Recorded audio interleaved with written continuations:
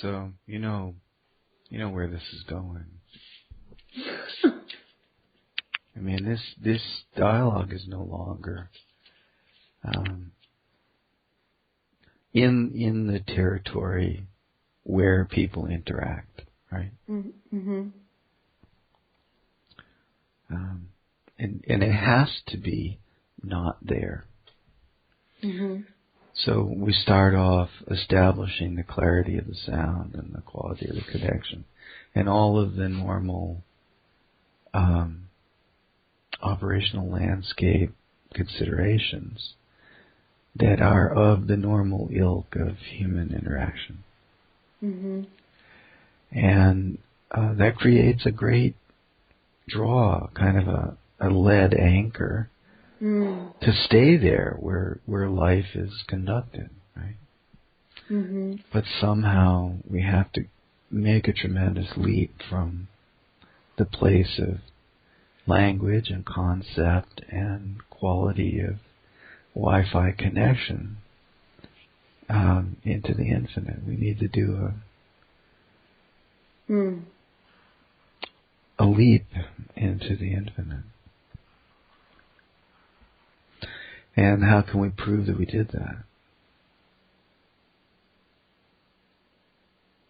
There's nothing to prove.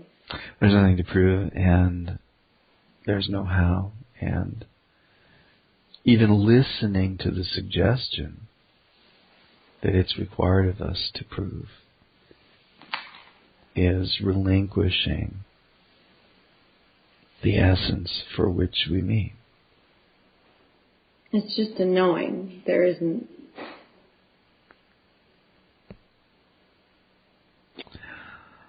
Well, you can't utter a syllable that's wrong.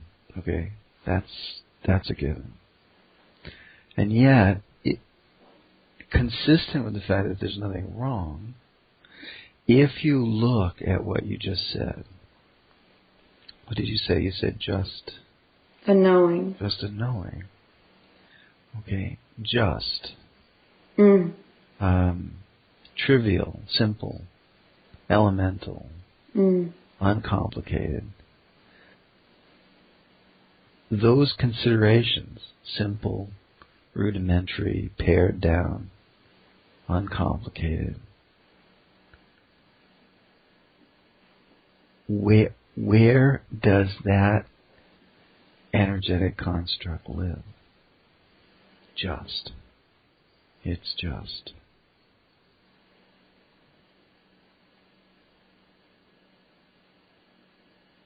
It doesn't live as a knowing.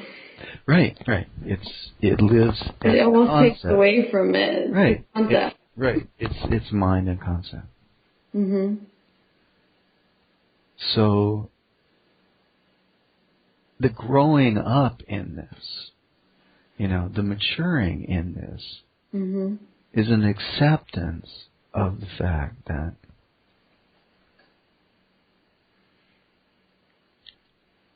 what is really at issue is leaving behind the state of self that is experienced in the objectified mind.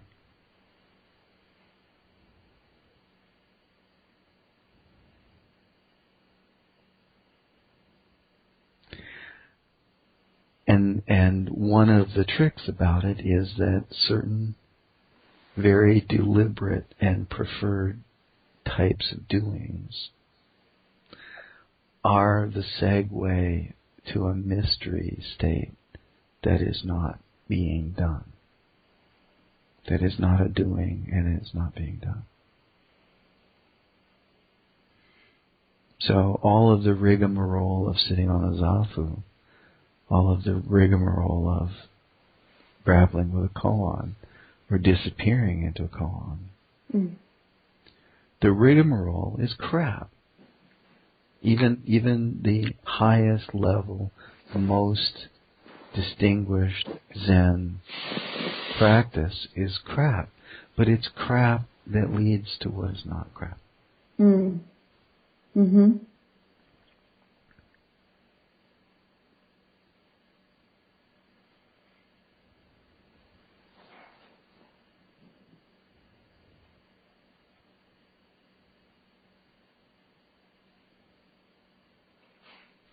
And what it leads to is a reality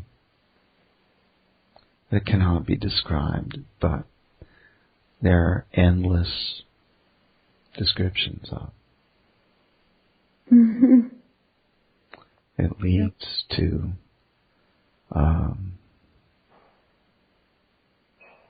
the recognition of an existence, your existence, before time.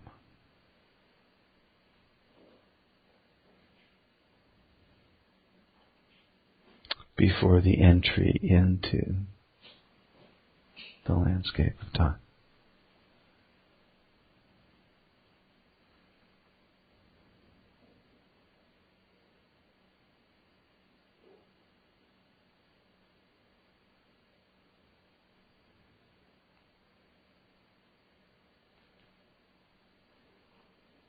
And I could ask you, Sterling, did you ever enter the landscape of time?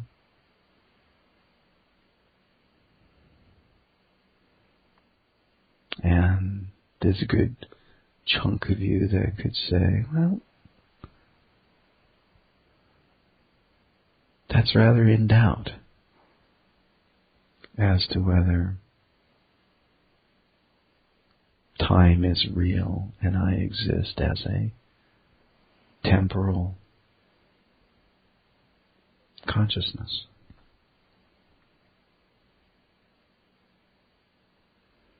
Well, when you asked that question, before the question,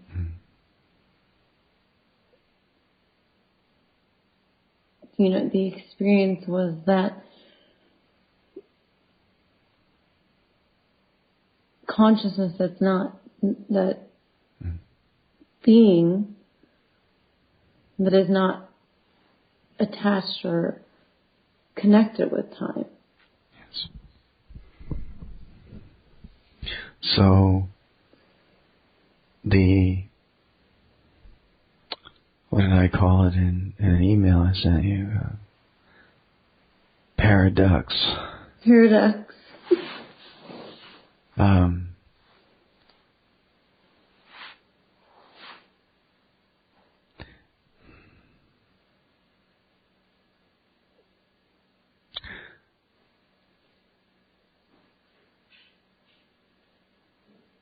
What winds up being asserted as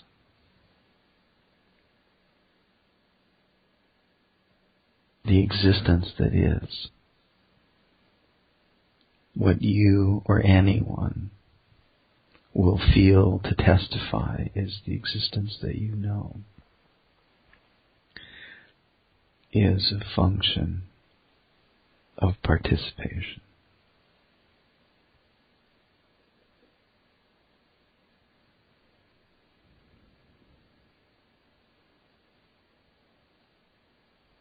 If you participate with mind, the energetics of consciousness will lead you to testify that the energetics of mind is the existence in which you exist. And if you sit on a zafu, I'm using it metaphorically, right? If you sit on the zafu with seriousness of intent, with an innate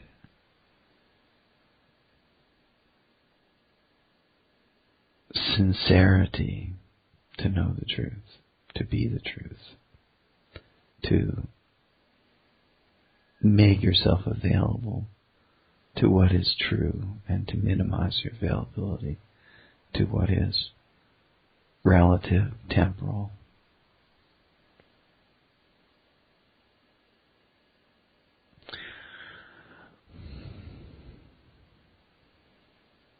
Then you discover a substantialness in a reality that is not dependent on mind.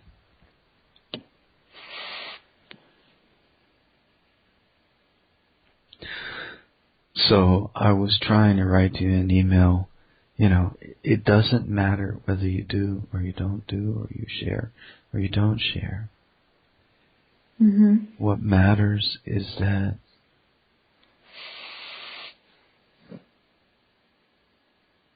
you at the very least realize where the energy comes from. Mm-hmm. If engagement that you're engaging is the creative artistry of mind, or whether it's not. Mm-hmm. And then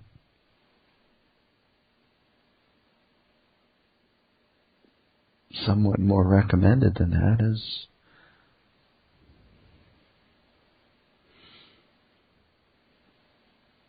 that your abidance in a mystery of existence apart from thought be something that you place yourself with, to the point where it begins to rival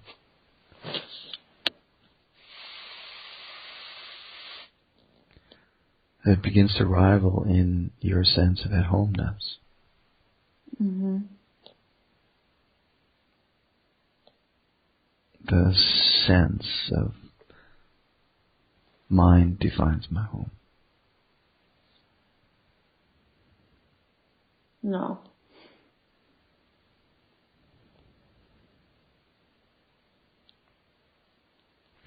Well, every interactive minute of every customary human day, second by second, the human field will give you cues and invitations and imperatives to join the water polo game going on in the swimming pool of mind. Oh, yeah. So, while there's no practice really to speak of, and there's no reality to reclaim because you've never departed from reality, still in all, paradoxically, there's a kind of a pragmatism of where is your consciousness? Where is your attention? Where is your awareness?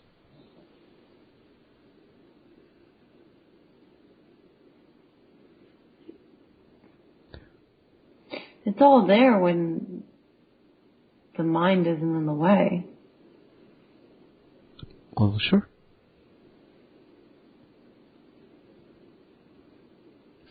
But there's only one way for the mind to completely not be in the way. And that's the absence of thought. Mm. And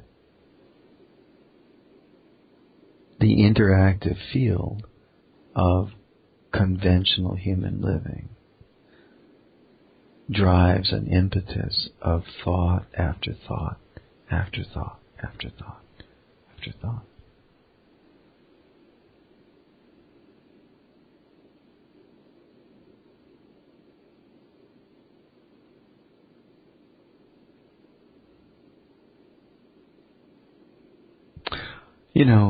A lot of the kind of Superman stuff, the radical stories about Bodhidharma, it really makes you wonder. But I can come up with, whether it's true or not, I don't know, but I can come up with a really good justification for making those kind of Superman stories, where he sits facing a wall for 6 years, 8 years, what was that? Who knows? Mm. And he cut off his eyelids so that he couldn't close his eyes. Mm-hmm. What that conveys is a very useful message to anyone who's looking towards bodhidharmas. This is not everyday shit. This isn't like regular human life, only slightly different. This is, you fucking shit can everything you thought life was. You're going to a place. Your eyelids off. You have to. Yeah. You're going to a place that is not the normal mode of being human with some radical modifications. It's a whole different deal.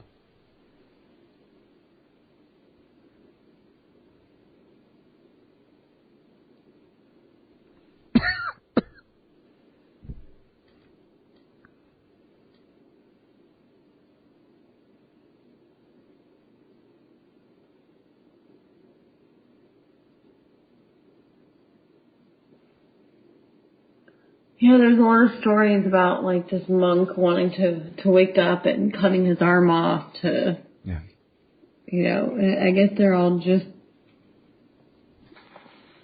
basically where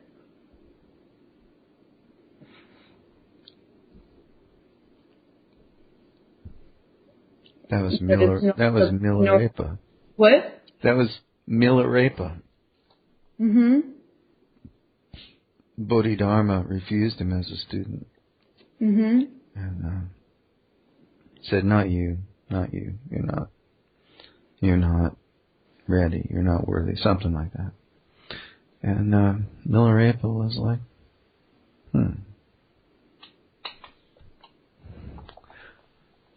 well, I don't care about anything else. Nothing else matters to me. Not the integrity of my body, not pain, not anything. So he walked up to Bodhidharma with his severed arm. Whether that mechanical amputation of an arm actually happened or not, I don't give a fuck. Yeah. But if it serves to convey... That's what you need to do to live. Yeah. This is out there. This is really, really different. Yeah.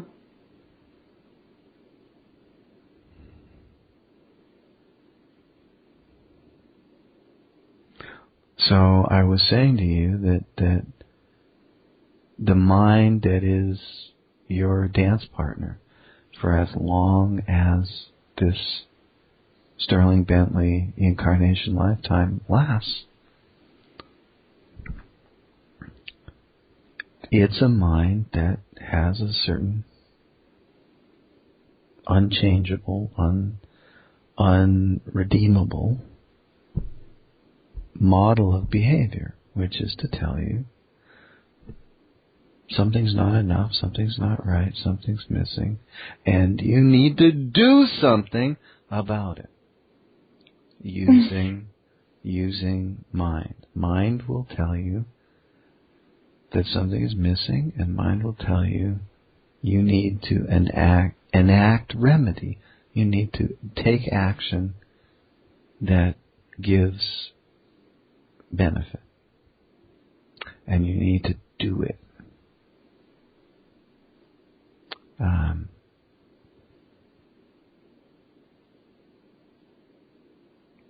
That's what you're going to live with as long as this body continues. No. Yes. Yes. I'm not listening to you, Curtis. Well, don't listen to me. That's good.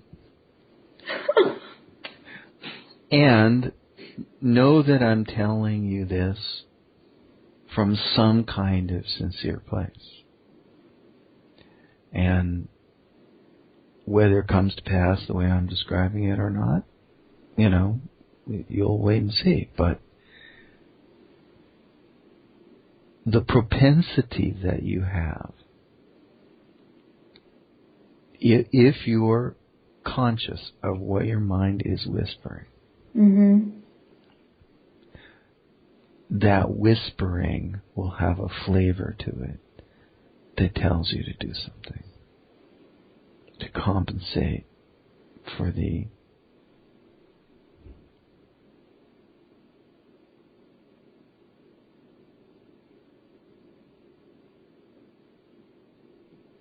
imperfect nature of life. Trying to make life better, trying to make life safer, trying to securitize. You can even try to securitize enlightenment. Make it more well established. Do something to make it more firmly planted.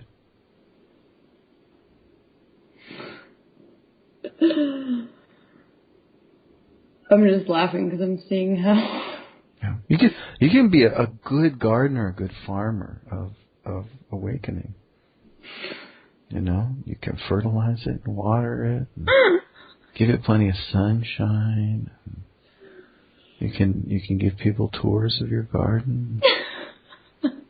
You know, but farmers are always worried about something. It's gonna hail, or it's gonna rain too much, or it's not gonna rain enough, and there's bugs, and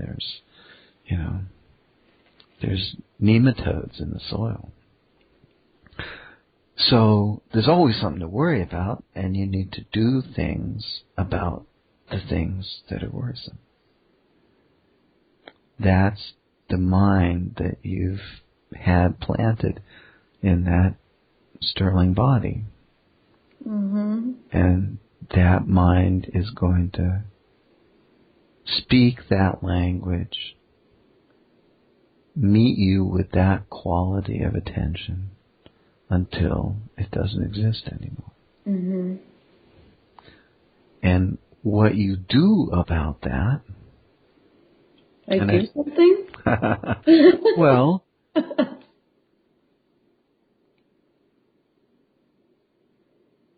Well, there's a null set possibility, right? Like you can have a mother-in-law grandmother, and you can be trapped in a car with her, and she just drones on, and you don't hear a word she says. This mind can have its energetic traits, and they don't color you in any way. And then there's degrees of relational engagement with the whispering, murmuring thought process of your mind. And then there's, the whispered engagement, but feeling separate from it, like you put on clothes, and they really change the way your body looks in the mirror. Put on clothes, and there's a whole different perception, a whole different sight of yourself in the mirror. But there's a very clear sense that your body is completely distinct from the fabric that drapes it. So you may hear the things that this mind is saying, but have no sense that they're glued together. The clothes aren't painted on, they're just draped. And of course you can see there's an infinite range, infinite continuum of how the relational dynamics exist between an indescribable isness of what you are and this very colored, energetic projection of mind. And how you will allocate yourself, like what the energetic account books will look like, about how much the coloring and the patterning and the energetics of mind touches you, affects you, gets you to do things, gets you to buy into the landscape of mind as your reality. There's a vast range of how that may be your mode of existence. And that range will be determined by a kind of a skill, a kind of a pragmatism of how much you feel yourself to be the silent spinal column of light that you are sitting on a zafu, or how much you feel yourself to be a person, a team player, making pragmatic decisions about what to do and what not to do and what's expected of you. And there's always something expected of you by someone.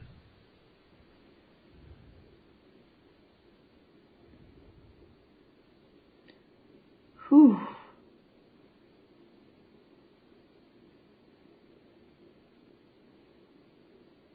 That last part is the problem. Yes.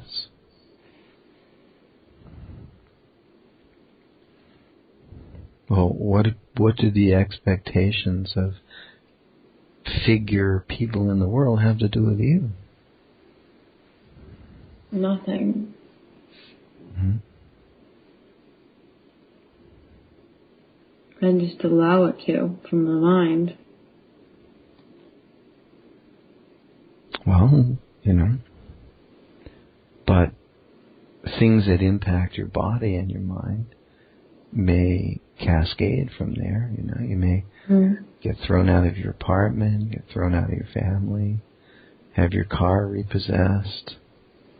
None of your friends want to talk to you.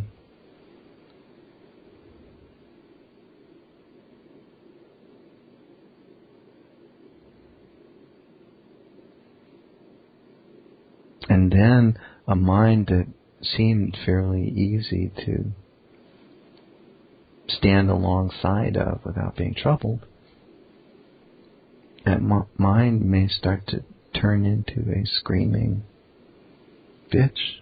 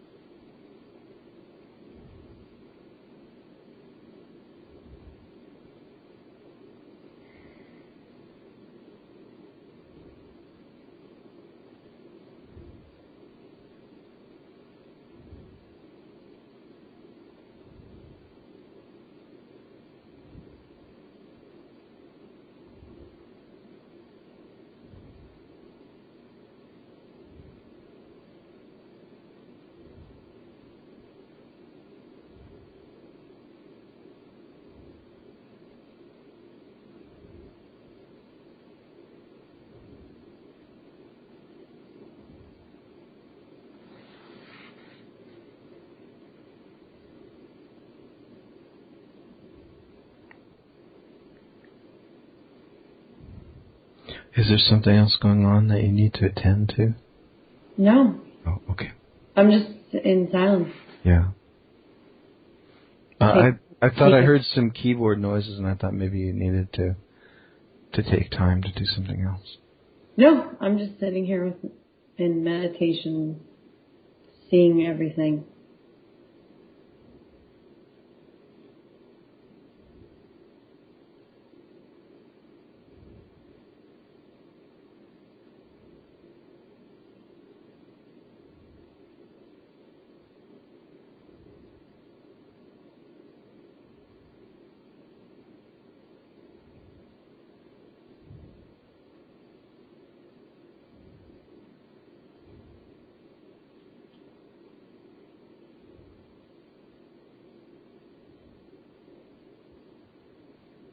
you need some help doubting that?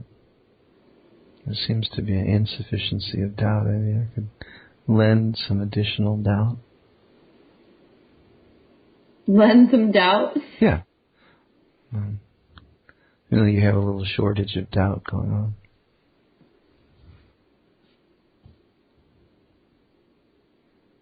I don't feel like I have a shortage of doubt.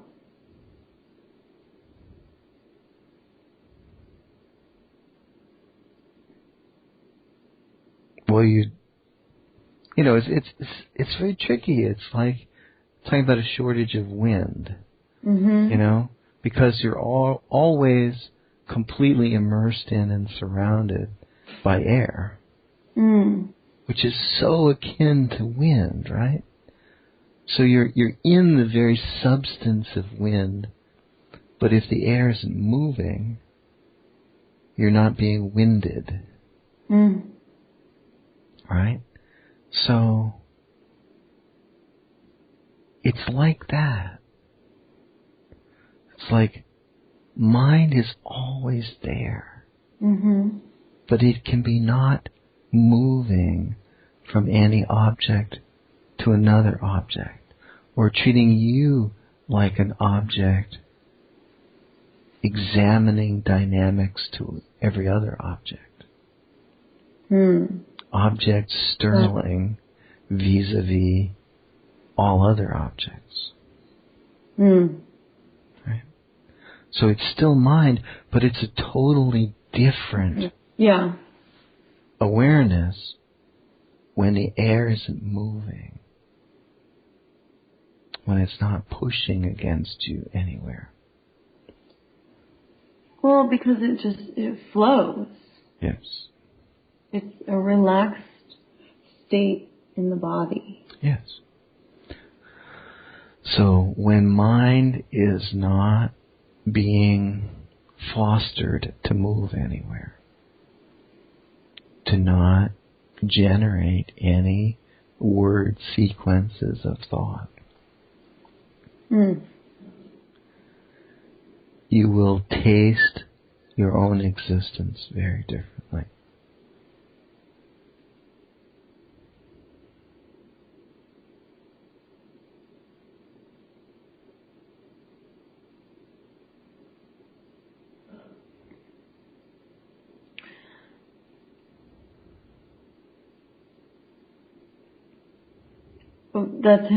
Thank you.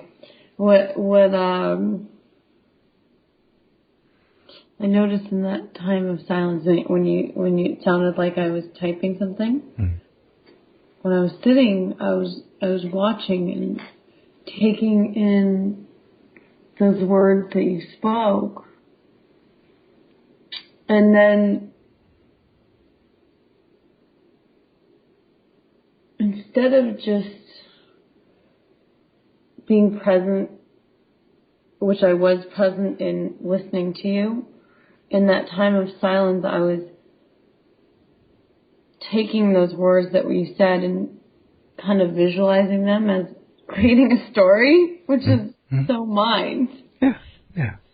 How would that be if my car was repossessed? That was when I was in silence, and it was like I didn't even realize it. Yes, there it is. Until just now. Yes. Thinking I was not in mind. Yes. And then...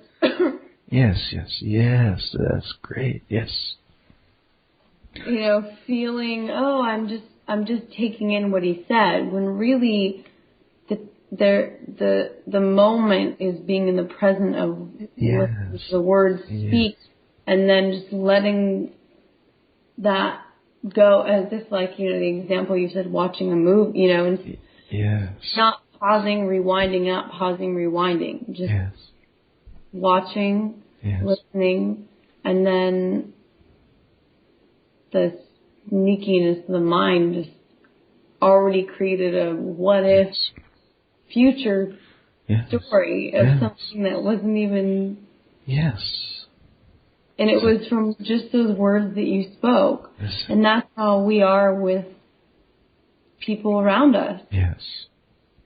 and so subtly. Yeah. I mean, even if we think we're aware, yes, how subtle that yes, story, or that, as you said, the pressures of others, meaning someone may say something to someone or you or someone else, and that subtlety of that even a hidden aspect of it that may not even be seen. yes. And what you can tremendously avail yourself of is to savor what just happened. Yeah. You just in the noticing, not in the alteration of any of it, but just in the noticing, you pierced an element of your automatic beguilement, of being taken somewhere without your authentic consent. And that potential to pierce the sort of hypnotic manipulation of mind is infinite. You can really, there's no limit to how far you can go in piercing the subtle persuasion of mind. Just like, the first time the pickpocket comes over and lifts your wallet, you didn't catch it. But now that you know there's a pickpocket around, the next time the ploy is used to lift your wallet, you notice this slight tug on your jacket, and you grab it. And then the pickpocket escalates to more and more subtle distractions, like slapping you in the face with a newspaper while they go for your wallet. But you still catch it.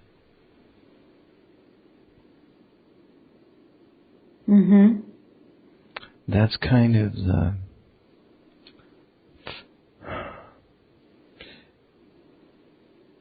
indefinable skill. Yeah.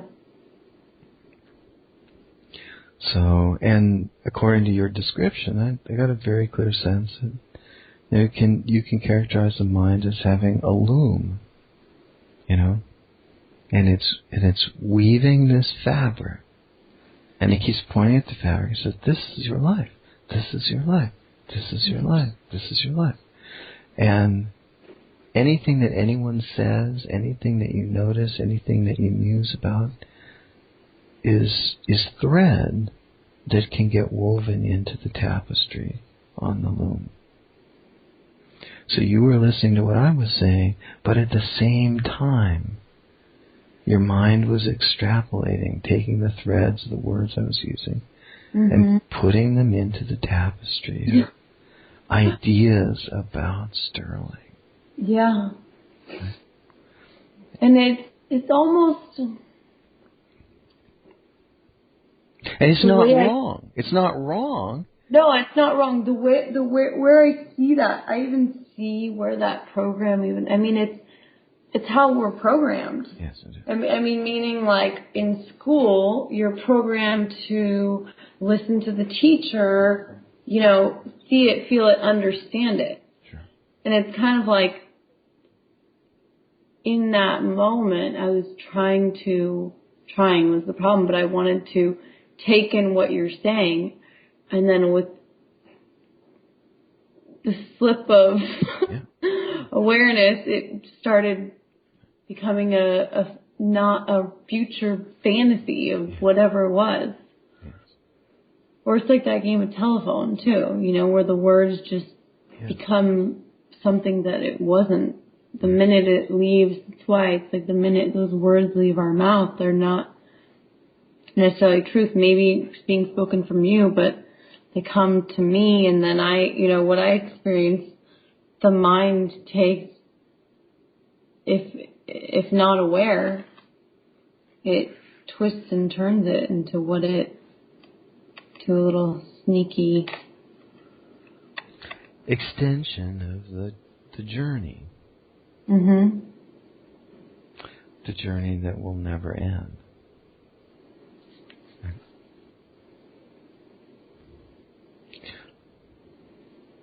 The way the journey of subject-object relations and time and identity end is when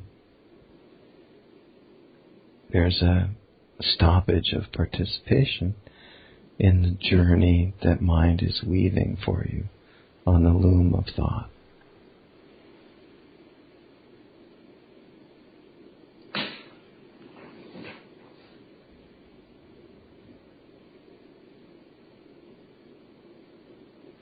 But if you're studying the patterns that are emerging in the tapestry being woven, then you can't tear your eyes away, because you need to know what's coming next. What's next? What's next? Mm-hmm. Wow. I'm glad I just saw that little dark corner of the mind. Well, yeah. And, this is really the reason, we talk about the extremeness of Milarepa hacking off his arm, but this is the reason that Zen is so austere, so stripped down from props, because it gets across dwelling in the landscape of mind is what we are here to bring a halt to.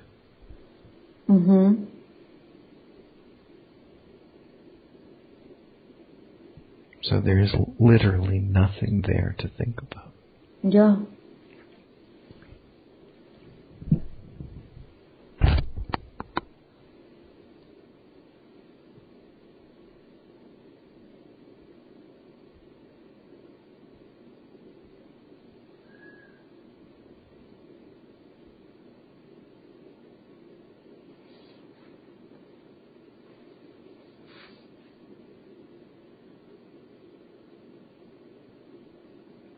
Wow, I'm just realizing how much those dark little corners I really have to be aware of.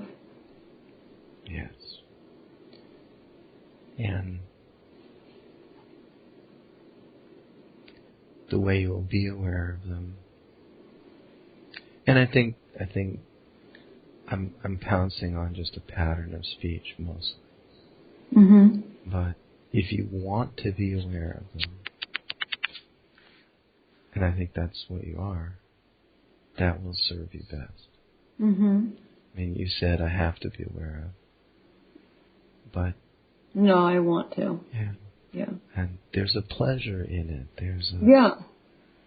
Kind of like a little gate. I mean... Yeah, and there's a being released from a kind of a military draft of, realizing from the moment you were born, you were drafted, recruited, enlisted, channeled into a program of mind. And as you realize and capture and seize upon opportunities to shrink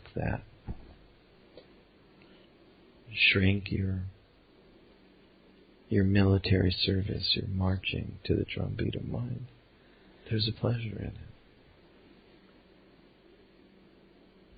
Kind of feels like that little, like when you're a kid playing hide and seek. Like, I'll find you. Like, where are you? Yeah. Whereas I think probably most people, it would drive them crazy. Maybe. Maybe not, but certain people. But, I don't know, I just, it doesn't serve,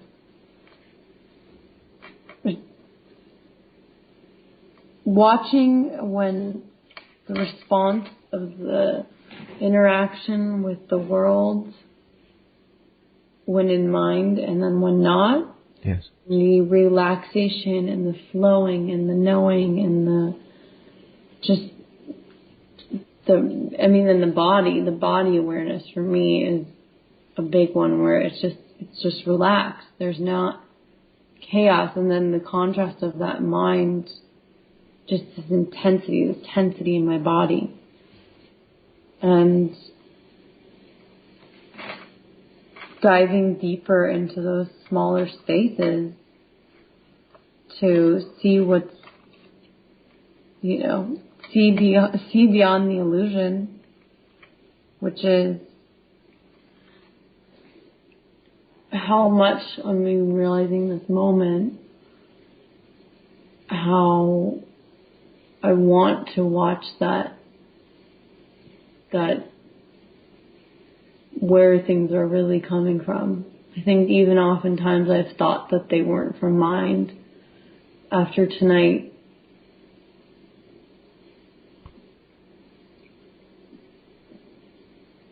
really paying attention. Yes. It's important to be with nothing. If you don't want to be duped. Yeah, I'll pass on that. If you don't want to be paradoxed. I mean, maybe it's as easy as just cutting an arm off. Huh? No. I'm just kidding.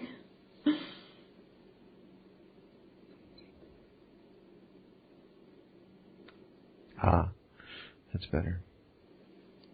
Sounded like some big fan was blowing. Oh, really? Yeah. Huh. Should be. There's nothing over here, but I don't know if it's the best connection.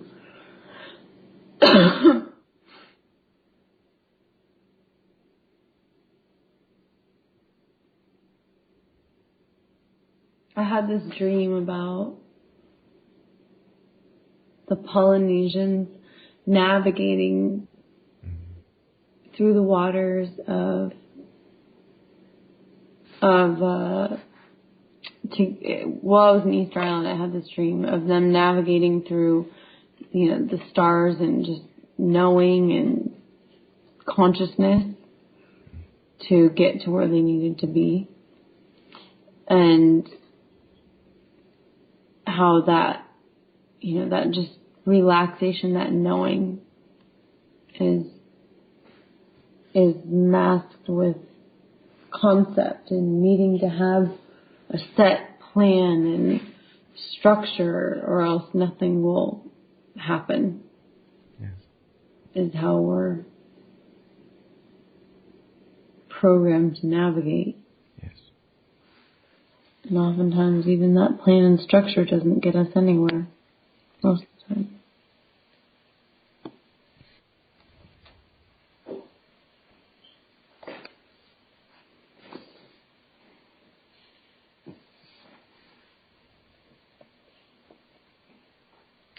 So, everything we've said tonight is completely consistent with the repetitive jargon of self-inquiry. Mm-hmm. Whatever teacher you go to, whatever reference you refer to,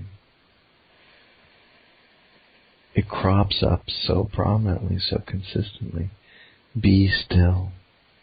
Be silent. Mm-hmm. Commune with the energy of yourself when you are still. Mm-hmm. And accompanying that, effort. I think Ramana said, effort is poison. Mm. And if you think about it, or if you just notice what you've noticed, to operationalize an effort is the most powerful affirmation I exist in an objectified state. And I have to generate effort to try to bend objects in my objectified state to my will.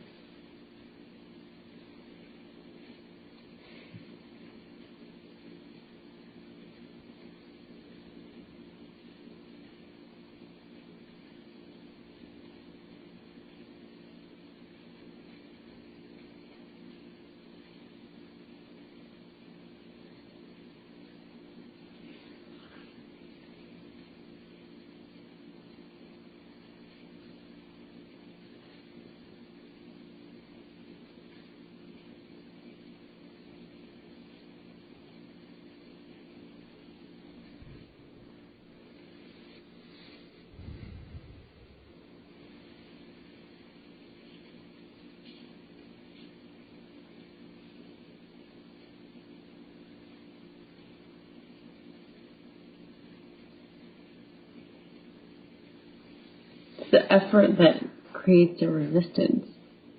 Yes.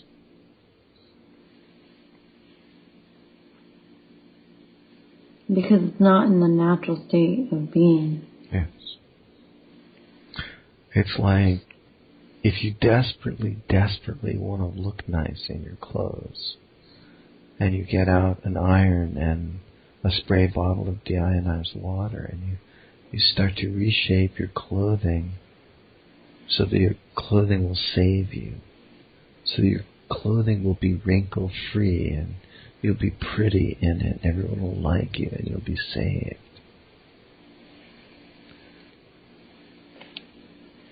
But by the same token, it's possible that your hand moves, that your arm lifts the iron, that your body moves the fabric around on the ironing board and eliminates wrinkles. But there's no urgency to have the changes in the fabric save you. Effort that is engaged to try to save you is poison. Mechanical effort that's not striving towards a preferred outcome is just mechanical movement.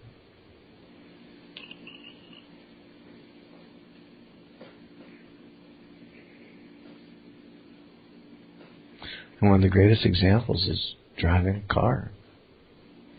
You know, you can do a really damn good job driving your car to work. And from the moment you park it, you can look back and realize you don't remember a fucking thing you did. You drove your car for 30 minutes, you did it competently, and it's all disappeared.